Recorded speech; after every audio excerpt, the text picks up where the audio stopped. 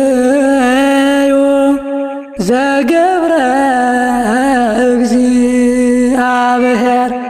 ለእለ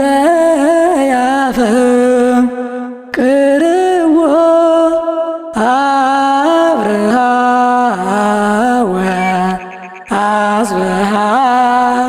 ነገሥተ አክሱም ወመርጡ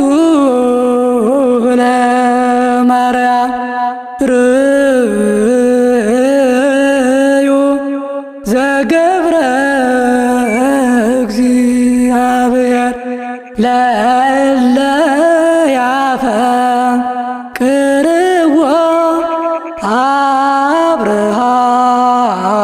ወአጽብሃ ነገሥተ አክሱም ወመርጡ ለማርያም